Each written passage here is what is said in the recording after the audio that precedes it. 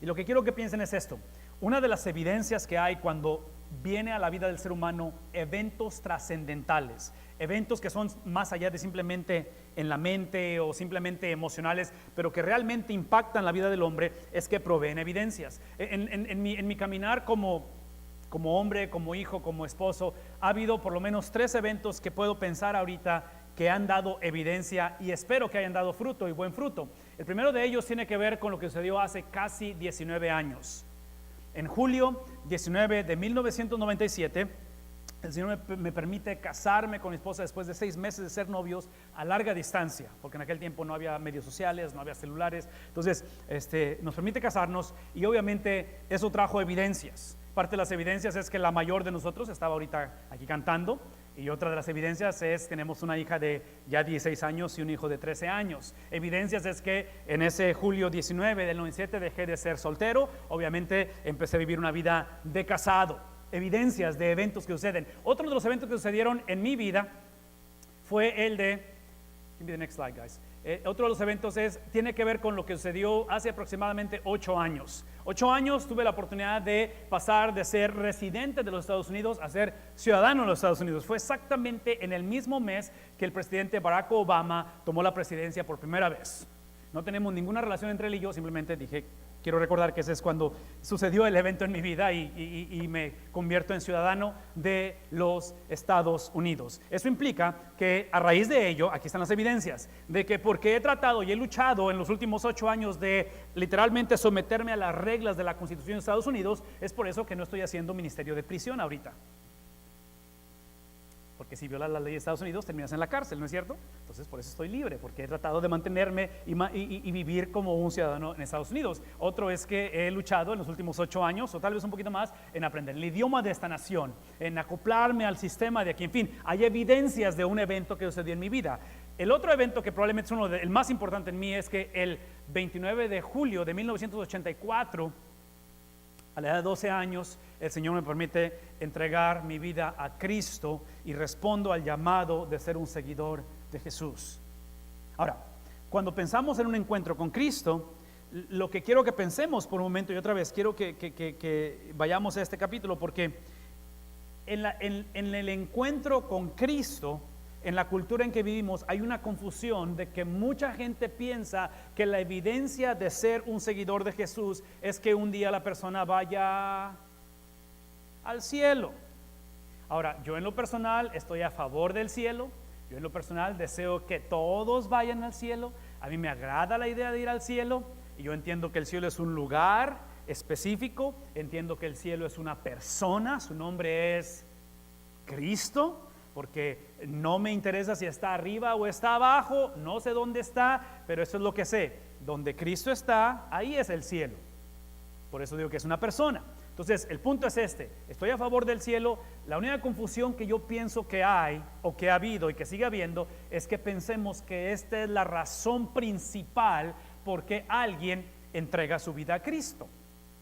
Y lo que quiero esta mañana que pensemos es que la razón principal de entregar la vida a Cristo es crecer en semejanza a Cristo en la tierra. En inglés se usa la palabra Christ likeness. Entonces, en lugar de pensar que el punto de esto es simplemente que cuando mueras vayas al cielo, la pregunta es: ¿qué pasa mientras estás en la tierra? Y esto es importante porque cuando ustedes ven el libro de Nehemías, la gente, el pueblo de Dios en este tiempo, habían convenencieramente confundido el propósito por el cual fueron seleccionados o llamados a ser el pueblo de Dios. Y se los he explicado muchas veces. Ellos pensaron que ser el pueblo de Dios, ser la nación de Dios, era para lo que llamamos en inglés VIP, para ser un grupo de élite, selecto, mejor que los demás. Y hasta cierta manera sí lo eran, pero no porque eran o no porque se consideraban superiores, eso los hacía un grupo selecto. Pero escuchen lo que estoy diciendo: la razón que eran o que son un grupo especial es porque Dios los escogió. No es porque ellos ya eran por sí mismos superiores. Inclusive cuando ustedes ven la conversación entre Dios y Abraham al principio del libro de Génesis, capítulo 12, 13, 14, 15, Dios le dice a Abraham claramente: te voy a escoger a ti para escoger a muchos. Voy a crear de ti una nación para bendecir a las naciones. Entonces, esta mañana, si tú puedes en tu mente, en tu vida, tener el evento, el día en que tu vida fue transformada por Cristo, déjame decírtelo de esta manera: el propósito de esta experiencia, si es que tú eres un seguidor de Jesús, no es simplemente para que vivas como puedas, como quieras y un día vayas al cielo. Ese no es el mensaje de la Biblia. Es para que día tras día crezcamos en semejanza a Cristo. Esa es la razón, ese es el propósito principal, si es que nos ha escogido para escoger a muchos. Nehemías entra en esta etapa de la vida del pueblo de Israel, que están aproximadamente a 150, 170 años de distancia, que sucedió ya en el pasado, 150 años, cuando cayeron ante el dominio de los babilonios, de los caldeos, y hay desolación. Y Nehemías se aparece en el cuadro y encuentra literalmente confusión, tristeza, está la cosa caótica. De tal manera que el pueblo de Israel, que por primera vez inclusive se llaman judíos, el miércoles que tuvimos el estudio, si recuerdan, vemos que esta es la etapa en la cual canonizan el Antiguo Testamento como la Biblia. Es en esta etapa, es en este momento, por las circunstancias que están viviendo. En otras palabras, vieron las historias de los padres que les habían dado, que es la ley de Moisés, los escritos de los profetas, y por primera vez dicen: ok, vamos a hacer eso el estándar, la manera en que tenemos que comportarnos. Déjenme decirles esto: la razón por qué esto es importante es porque como cristianos, como hijos de Dios, y espero que esta mañana tú tengas tu experiencia ya en tu vida, es lo que va a ayudarte a distinguir en la posibilidad de identificar aquello que no es. ¿Sí? Porque el problema muchas de las veces no es que haya falsedad o decepción. El problema es cuando llamamos a la falsedad o la decepción verdad. ¿Sí? ¿Sí captamos eso? El problema no es, no tenemos control quién puede ser falso o puede traer decepción. Eso no tenemos control. Lo que tenemos control es saber distinguir cuando eso se hace presente. Entonces pónganse a pensar por un momento en esa relación con Dios. ¿Sí? Cuando pienso en decepción, cuando pienso en falsedad, el pueblo de Israel convenencieramente, porque pensaron que el ser elegidos por Dios era para VIP, porque se sentían superiores a los demás, se creían intocables, de que ellos nunca les iba a pasar absolutamente nada. Es cuando no entendieron que la decepción entró por ellos, no entendiendo que al final de la historia el llamado de Nehemías es literalmente ayudar al pueblo a distinguir entre lo que es auténtico y lo que es falso.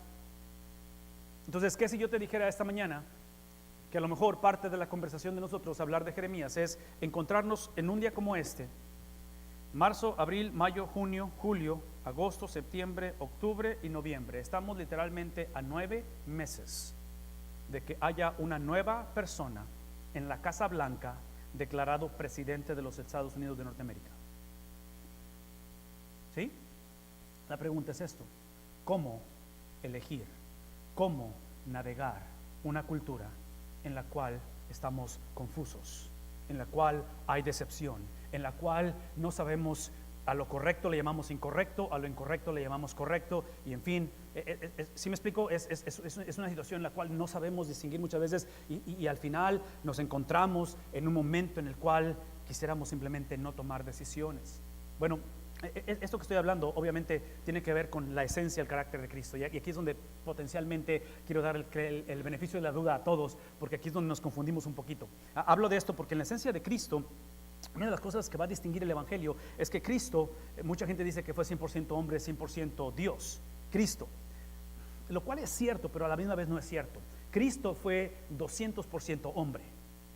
Y la razón es porque aquí está la enseñanza de la Biblia. La enseñanza de la Biblia es que Cristo, literalmente a su divinidad, siendo Dios mismo, se le añadió su humanidad. ¿Qué implica ello? Eso implica que Cristo, aun si Él hubiera querido, escuchen esto, aun si Él hubiera querido, porque Él nunca tuvo la naturaleza de pecar o la naturaleza de Adán para pecar, Él no pudo haber pecado.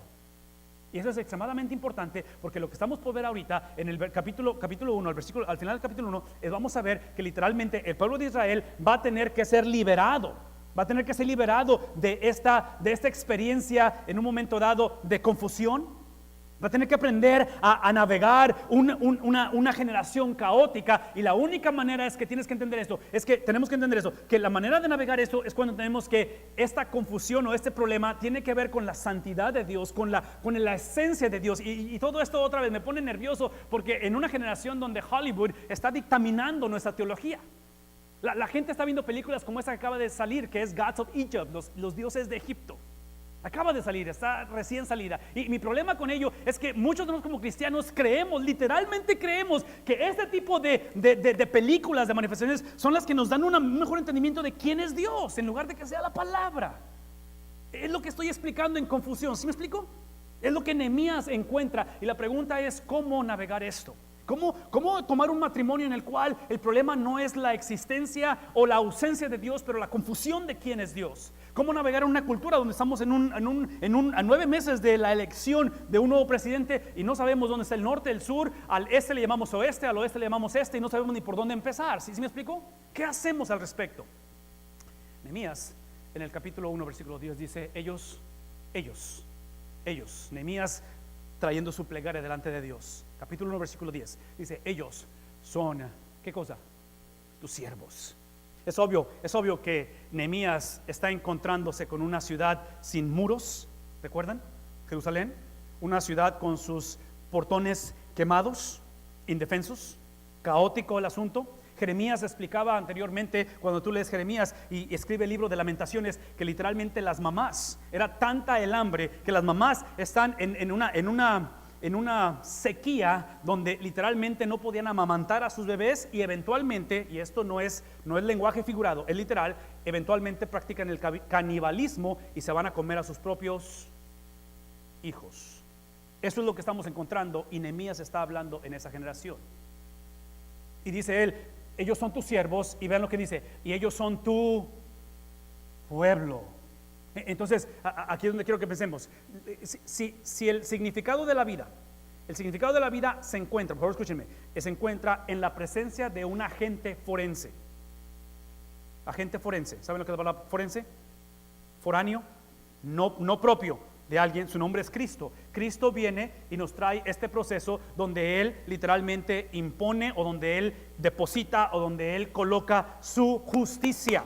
Por eso explicaba que Cristo no es 100% hombre, 100% Dios, es 200% hombre, porque Cristo no solamente nos da la entrada al Padre, escuchen esto, Cristo lo que hace es que Cristo restaura la imagen del hombre que originalmente fue perdida en el huerto. De tal manera que todo aquel que viene a Cristo, todo aquel que viene a una relación con Cristo, está en mejor posición que estuvo Adán y Eva.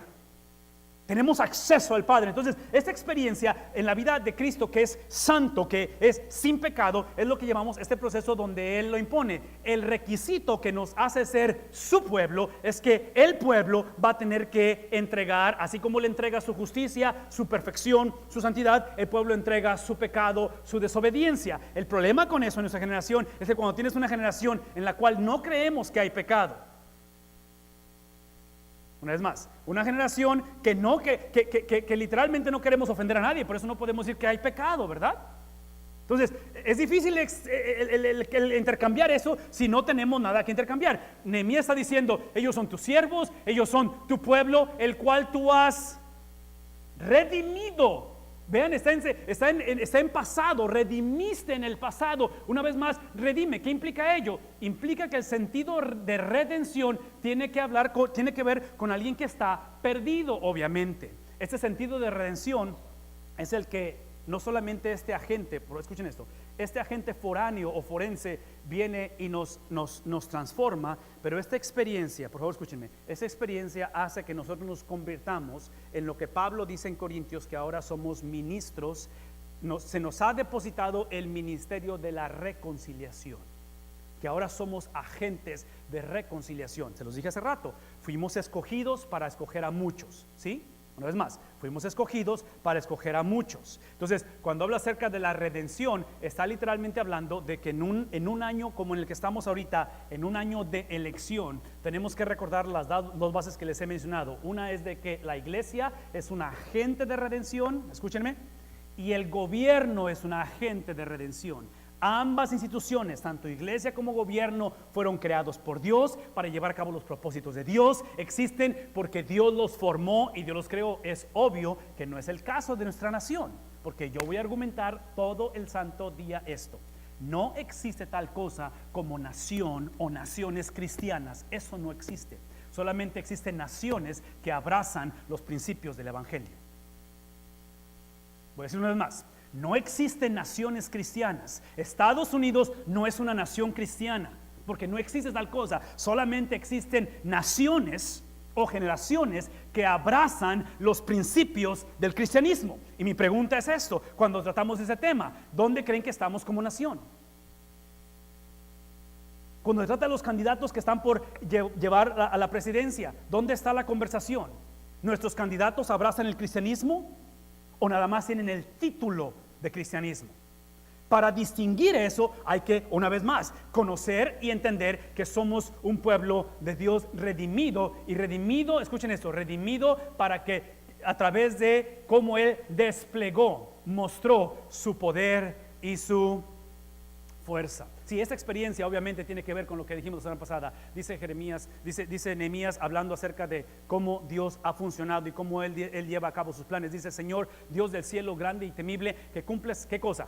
¿Qué cumples? El pacto, una vez más, el lenguaje del pacto es esa negociación, y el cual tú eres fiel a los que aman tu pacto y obedecen tu pacto. ¿Sí me explico? Escuchen lo que les voy a decir. Esto lo dije la semana pasada. La semana pasada expliqué esto y lo voy a decir una vez más. Dios no te ama a ti. Dios ama su pacto, y cuando tú y yo nos sometemos al pacto, experimentamos el amor de Dios. Ok, una vez más. Sí, otra vez, porque tenemos una generación que decimos: oh, es que Dios nos ama, Dios me ama, Dios dio a su Hijo por amor a mí. No, Dios dio a su Hijo porque su Hijo es el único que iba a tener la habilidad de restaurar, ¿qué cosa? El pacto. El punto de la historia no eres tú ni soy yo. ¿Qué es el punto de la historia? El pacto. Dios solamente funciona a través de pactos. El pueblo de Israel, cuando ustedes ven esto, es una generación que literalmente había violado o había prostituido el pacto. ¿Recuerdan al profeta Oseas? En el Antiguo Testamento, el profeta Oseas es usado para ver esta ilustración donde literalmente Oseas trae y se casa ¿con quién? No alguien que era una prostituta, es alguien que está ejerciendo la prostitución y se casa con ella para ilustrar que el pueblo de Israel lo que hizo es que literalmente dejó a Dios para casarse con alguien más. Sí, por eso está diciendo que Él ama el pacto, de tal manera que en el versículo número 6, que debe de estar aquí, pero no está. Here we go. Te suplico que me prestes atención, que fijes tus ojos en ese siervo tuyo, que día y noche, ¿qué hace? Día y noche ora en favor de tu pueblo Israel, de tal manera que, ven lo que sucede cuando oramos. Él confiesa que los israelitas, Él confiesa que nosotros somos los que hemos literalmente, ¿qué hemos hecho? Aquí es al final del versículo. ¿Qué hemos hecho? Sí. Cuando no entendemos que el punto de aquí es el pacto, pero escúchenme, lo que hacemos normalmente es que caminamos y entramos a una ciudad como Jerusalén, con sus muros destruidos, con un caos, y lo que decimos es: ¿qué pasó? ¿En qué quedamos? Señor, ayúdame a construir los muros. Señor, cambia este liderazgo, cambia a esta gente. Señor, que no se repitan los errores del pasado. Sí, Nehemías no empieza tratando de cambiar las circunstancias ni quejándose por lo que está pasando. Nehemías inicia diciendo: el punto de la historia es que tú amas el pacto. La razón que estamos en caos es porque literalmente hemos violado, ¿qué cosa? El pacto. Entonces el versículo 6 está diciendo nosotros somos personas que por naturaleza quebramos el pacto. Eso es lo que hacemos. Lo hermoso del evangelio es el versículo 7, que dice: te hemos ofendido, hemos quebrado el pacto. Lo que hizo esta esposa de Oseas, que literalmente la toma Oseas y ella decide regresar a sus prácticas y se prostituye otra vez. Hemos ofendido y nos hemos corrompido mucho. Hemos desobedecido, ¿qué cosa? El pacto. Hemos desobedecido los preceptos, el pacto. Hemos desobedecido, ¿qué cosa? Los decretos, el pacto que tú mismo diste. ¿A quién? A Moisés. Entonces entendemos que Dios ama el pacto, entendemos que nosotros odiamos el pacto y entendemos que Dios primeramente va a restituir el pacto.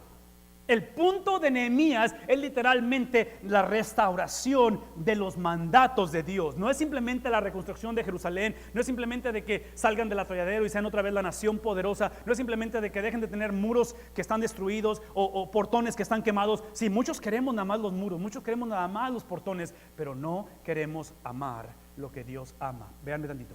Dios ama el pacto.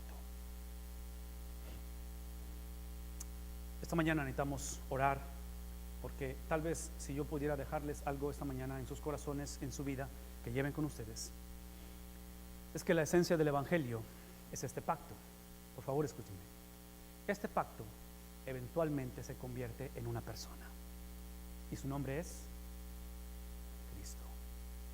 Cristo. Cristo. Él es el cumplimiento del pacto. Él encarna el pacto. Él hace el pacto.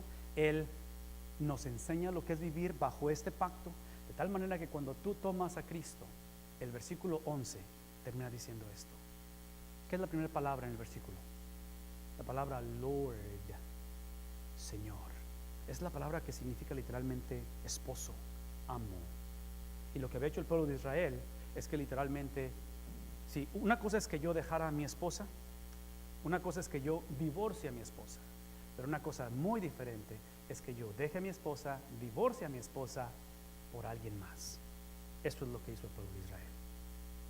Y Nehemías está diciendo: yo sé que nos prostituimos, yo sé que violamos el pacto, yo sé que fuimos a tener relaciones, en este caso de adoración, de veneración a otros, pero dice: te suplico que escuches nuestra oración, pues somos tus, una vez más, somos tus siervos, aun cuando no nos hemos comportado como siervos. Y escuchen esto: nos complacemos ¿en qué cosa? En venerarte, en honrarte, en hacer, sí, por favor escuchen esto. Lo que va a marcar la diferencia, esta palabra de complacer es literalmente encontrar placer en ello. Ok, déjenme explicarlo eso. Anda más rapidito, porque tengo que dar el tiempo a Edgar. ¿Recuerdan cuánto placer encontrábamos cuando pecábamos antes? No me vean con cara de que no saben de qué estoy hablando. Seamos honestos. Cuando se trata del pecado, lo perfeccionamos, porque el pecado en nosotros nunca fue accidental. ¿Recuerdan lo que les he enseñado anteriormente? Cuando no conocimos de Cristo, pecábamos por obligación. No teníamos opción, teníamos que pecar. ¿Me explico?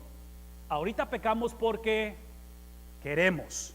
No tenemos que pecar ahorita porque hemos sido liberados en Cristo Jesús. Pero independientemente, una característica de la vida de pecado antes de Cristo es que lo disfrutamos a todo lo que da el asunto. Lo que estoy tratando de decir es esto. Nehemías está diciendo: ahora que te hemos hecho nuevamente el esposo, el Señor, ahora que entiendo que el pacto no solamente son regulaciones que tengo que seguir, el hecho de que Dios no está en el cielo nada más que pórtese bien, o le quito otro muro, o le quemo otra de sus portones. Sí, ese no es Dios. Dios literalmente ha puesto su ira, ha puesto su coraje, ha puesto su venganza en sí mismo cuando nos entregó a Cristo Jesús. Y Cristo absorbió ese castigo. El que no conoció pecado, ¿qué dice la palabra? Por nosotros, ¿qué hizo? Se hizo exactamente donde absorbe, y ese absorber lo lleva a una cruz, lo lleva a un sepulcro. En el tercer día Él resucita, que ahora es declarado Señor, esposo, que nos ha restituido, que nos ha traído una relación nueva con Él, de tal manera que ahora con mi esposo encuentro placer. Mi pregunta es esta: si tú esta mañana no encuentras placer en Dios, eso es lo que va a distinguir si eres realmente una persona que ha entendido el mensaje del Evangelio, o si estás aquí haciendo excusas del pecado. Probablemente no has conocido, probablemente Dios no es tu esposo. Probablemente lo que quieres con Dios es, ¿saben lo que es cohabitation? Quieren unión libre. Lo que queremos con Dios es nada más: te veo el fin de semana, nos pasamos un buen rato en Vegas, pero el lunes te regreso a tu casa, y yo mi vida y tú la tuya. ¿Sí me explico? Eso es lo que estamos haciendo. Sí, Nehemías está diciendo: nos complacemos en qué, no en lo que haces por mí, no nos complacemos porque ahora todo me va bien, porque vas a restaurar los muros. Nos complacemos en tu nombre, de tal manera que ahora yo te pido que este siervo tuyo le concedas tener éxito y pueda ganar ¿qué cosa? Gracia y favor ante el rey, y en este caso es el rey de los persas, el cual no era cristiano, el cual no era un seguidor de Jesús. Y es interesante ver esto porque nuestra tendencia es pedir que el Señor ponga un hombre con temor a Él en Washington, y pedimos que quitemos esas leyes. Sí, y otra vez podemos orar por ello, pero se dan cuenta que lo que está pidiendo Nehemías no es un cambio en el gobierno, no es un cambio en las circunstancias. ¿Qué está pidiendo Nehemías?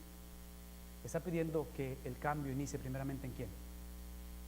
En que yo vuelva a ver a Dios como mi esposo, no como el hijo que tengo que decirle que haga, porque es lo que son muchos, no como la suegra que no quiero, ¿sí?